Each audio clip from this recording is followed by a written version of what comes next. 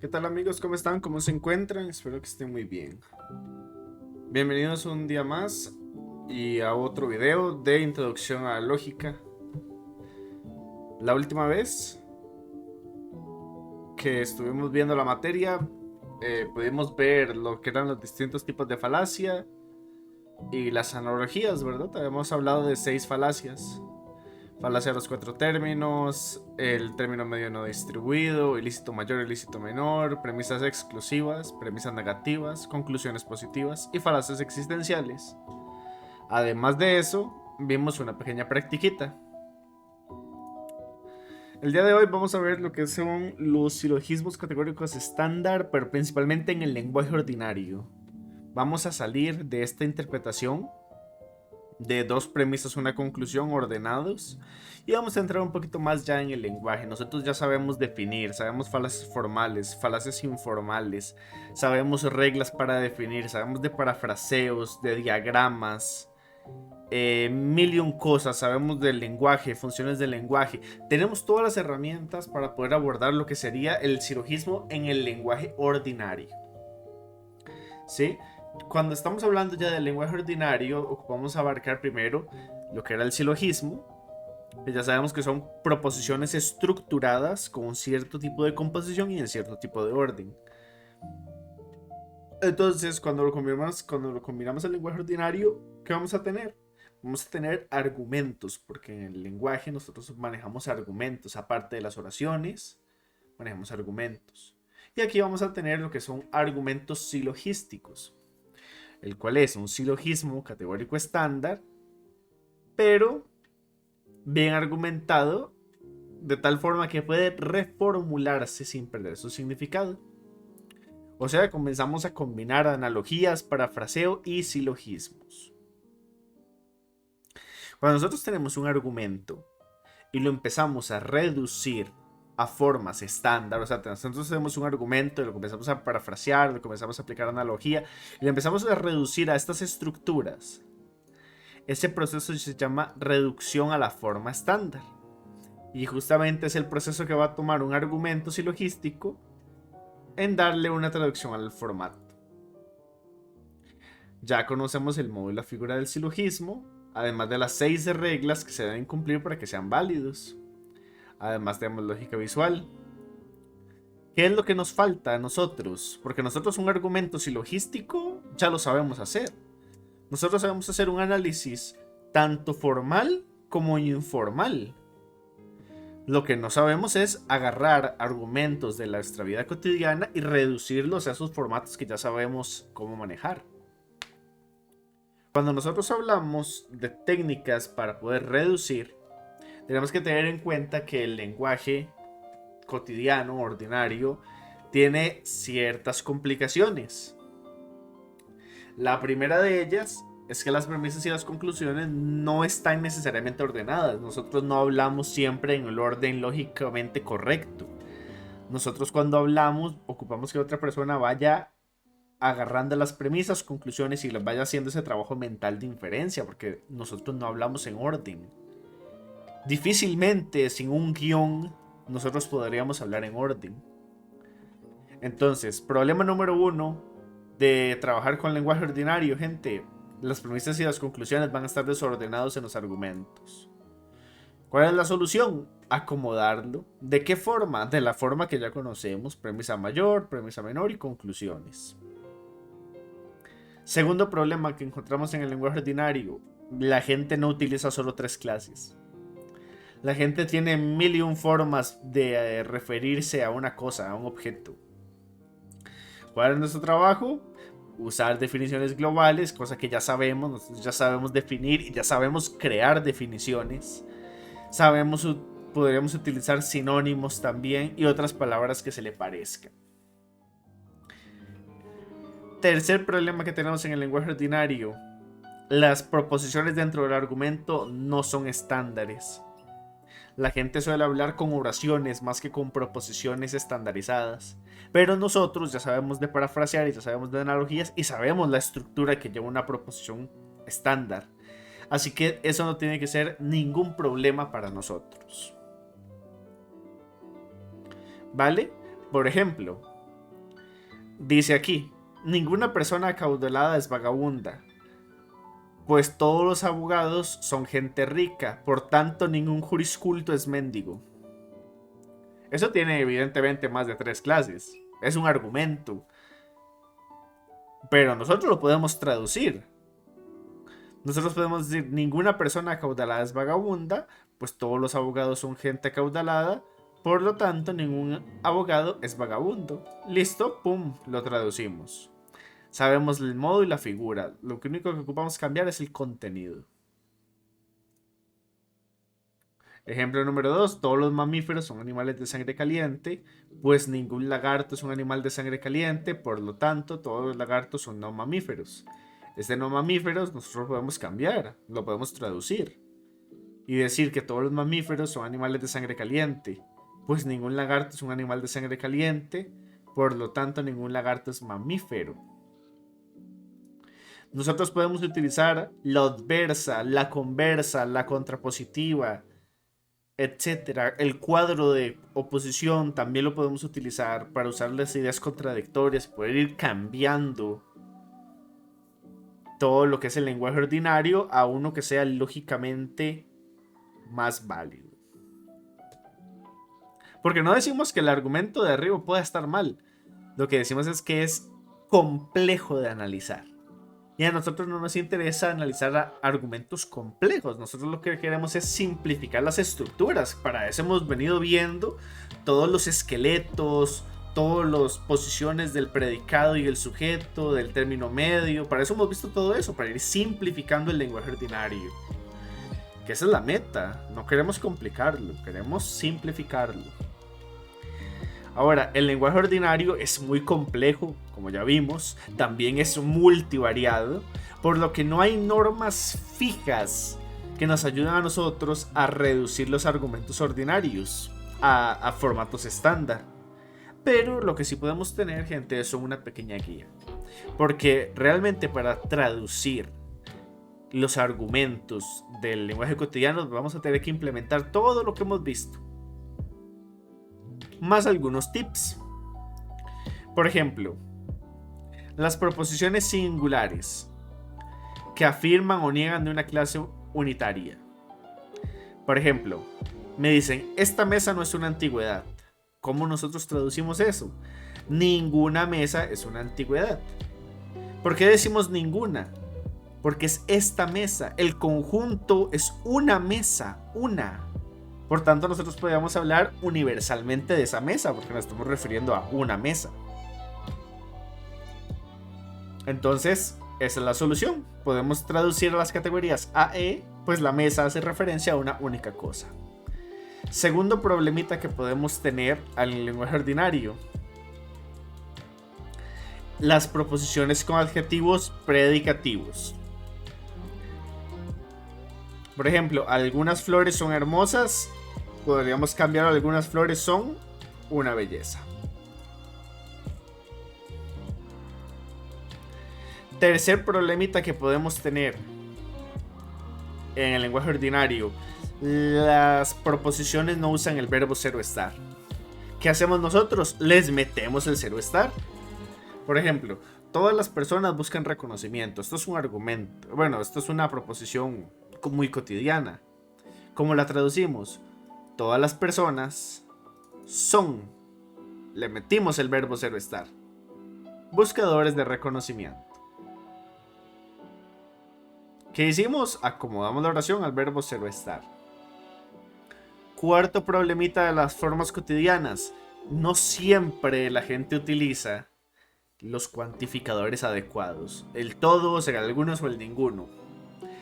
Hay gente que dice cada, cualquier, todo, toda, un, una, el, la. Todo eso se cambia por todos o ninguno, según el contexto que sea la proposición.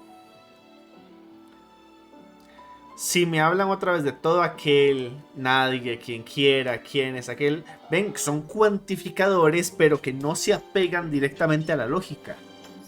Entonces, ¿qué es lo que hacemos nosotros para hacer los análisis? Los cambiamos a el cuantificador correspondiente. Si nosotros nos dan en la forma negativa no todo sujeto es predicado, lo traducimos como algún sujeto no es predicado. Si tiene la forma cualquier sujeto no es predicado, lo traducimos a ningún sujeto es predicado. Por ejemplo, cada perro tiene su día. Eso es algo del lenguaje ordinario. ¿Cómo lo traducimos? Vemos que utiliza el cada. ¿Por qué lo pasamos? Por todos, ¿verdad? Aquí lo decíamos.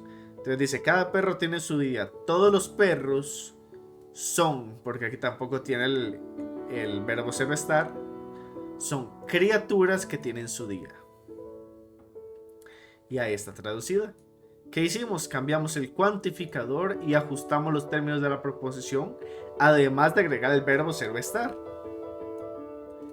¿Ven cómo vamos sumando las cositas? Vamos sumando esta norma y las normas anteriores también. Vamos a ir sumando las normitas. Van a aparecer muchas, pero se pueden sacar muy intuitivamente. Ahora, ¿qué pasa si el enunciado es exclusivo? O sea, el enunciado me habla solamente solo de, digamos que me dice, el grupo A no, a excepción de Manuelito. Nadie de las mujeres, solo María. Esos enunciados exclusivos, donde el predicado se aplica únicamente a una clase específica. Por ejemplo, solo los ciudadanos pueden votar. Aquí vemos que dice solo los ciudadanos. Esto es un lenguaje exclusivo. Esto es un enunciado exclusivo. ¿Cómo lo transformamos? Lo hacemos otra vez en el formato que nosotros ya conocemos de las oraciones. ¿Dónde está? Aquí. Cuantificador, sujeto, verbo ser o estar, más un predicado. Entonces, ¿cómo nos queda? Solo los ciudadanos pueden votar, lo transformamos a todos aquellos que pueden votar son ciudadanos. ¿Qué es lo que le hicimos al enunciado exclusivo? Invertimos el sujeto y el predicado y el cuantificador lo pasamos al universal. Eso es lo que realizamos en un enunciado exclusivo. Invertimos sujeto y predicado. Los cambiamos de lugar. ¿Qué pasa cuando no hay cuantificadores? Por ejemplo, hay niños presentes. Nos valemos del contexto para colocar un cuantificador. Y decimos, algunos niños son seres que están presentes. Porque se infiere que son algunos.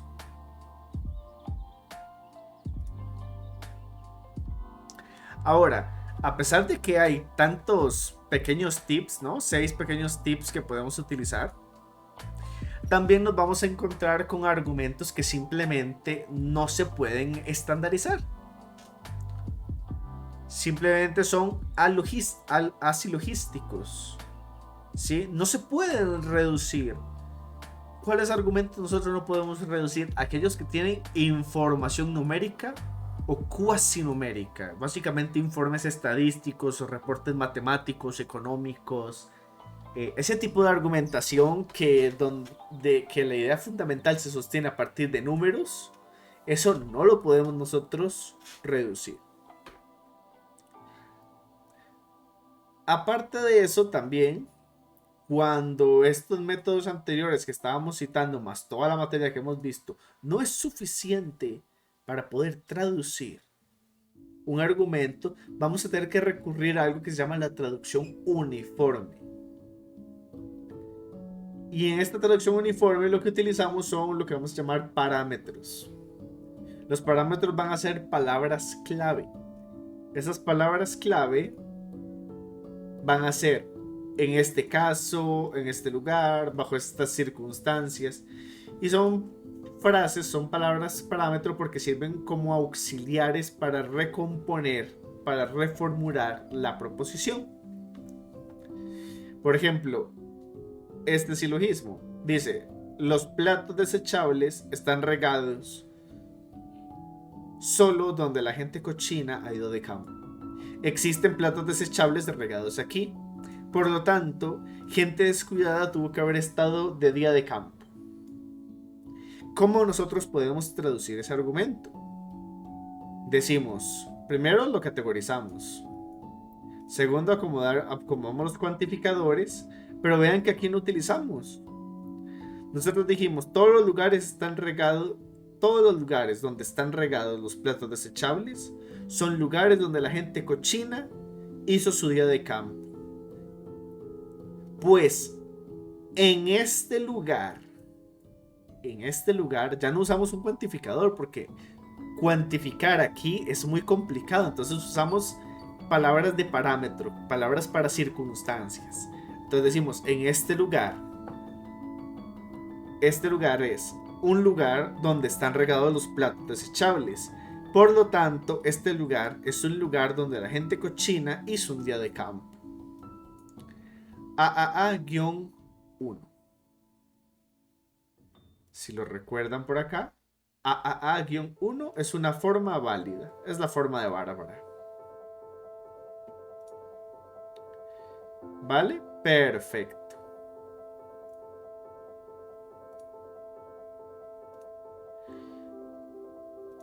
Creo que de momento es un poco rápido. Lo sé que es un poco rápido. Pero es que tampoco hay más que explicar en esta parte, gente. Ya vimos lo que es los silogismos en el lenguaje ordinario. Vimos que es un argumento silogístico. Vemos que cuando nosotros reducimos un argumento a forma silogística se le llama reducción a la forma estándar. Y vimos también problemas que cuentan en el lenguaje ordinario. Vimos que hay premisas y conclusiones desordenadas. Vimos que a veces la gente usa más de 3 términos. Vimos que las proposiciones dentro del lenguaje no suelen ser estándar. Sí, vimos ejemplitos aquí. También vimos proposiciones que solamente se refieren a un único objeto. Vimos proposiciones con adjetivos predicativos. Vimos cuando la proposición no viene con el verbo ser o estar, cuando se usan cuantificadores diferentes, cuando se utilizan enunciados exclusivos, cuando del todo no hay cuantificador y tenemos que valernos de un contexto. Vimos que hay argumentos también que no son estandarizables. Y también vimos lo que es la traducción uniforme, que es utilizando palabritas clave que nos especifiquen una situación. ¿Cuáles son esas palabras claves? Hay un montón, la verdad. Eso es un tema más de lenguaje que de lógica. Pero no hay más, gente. Son pequeños tips que se pueden dar para la traducción del lenguaje ordinario al lenguaje silogístico para su análisis lógico. ¿Es fácil? No, no es fácil. Para nada fácil. Es complicado, como nos estamos dando cuenta. El lenguaje tiene una gran serie de problemas al momento de presentar traducciones. En toda traducción siempre se va a perder calidad en el argumento. Y esa calidad no sabemos si es significativa. Nosotros esperamos que no lo sea, que nuestra parafraseo, que nuestras analogías sean lo suficientemente buenas como para que los significados no se lleguen a perder tantísimo. Pero bueno, esos son problemas que va teniendo el lenguaje ordinario al momento de hacer abordajes lógicos. Y vamos a ver que eso se solventa.